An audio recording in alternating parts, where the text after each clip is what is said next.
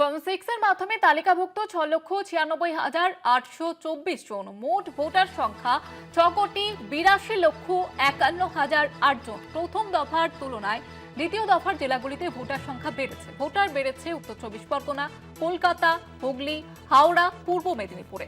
আপনাদের জানিয়ে রাখবো, প্রথম দফার তুলনায় দ্বিতীয় দফার জেলাগুলিতে ভোটার সংখ্যা বেড়েছে। যেমনটা জানা যাচ্ছে যে উত্তর 24 পরগনা, কলকাতা, হুগলি, হাওড়া, পূর্ব মেদিনীপুরে ভোটার সংখ্যা বেড়েছে।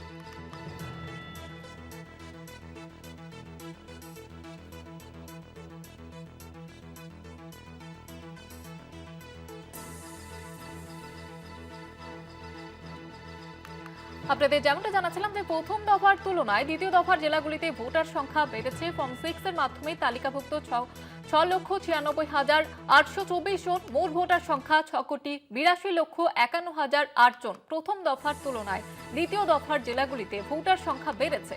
ভোটার বেড়েছে উত্তর 24 পরগনা, কলকাতা, হুগলি, হাওড়া, পূর্ব মেদিনীপুরে।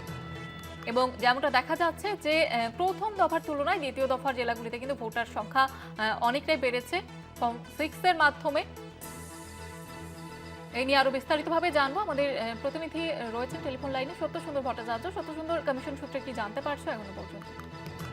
দেখো, যেটা জানা যাচ্ছে যে ফর্ম 6, সেই ফর্ম 6 এর মাধ্যমে যেটা জমা পড়েছে সেটা সেই সংখ্যা প্রায় 7 লক্ষ।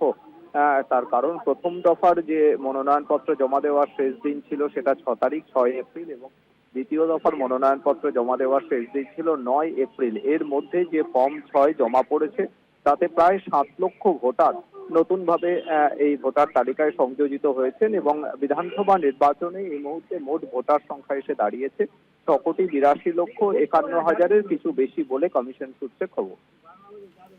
ধন্যবাদ জানাবো সত্যসুন্দর।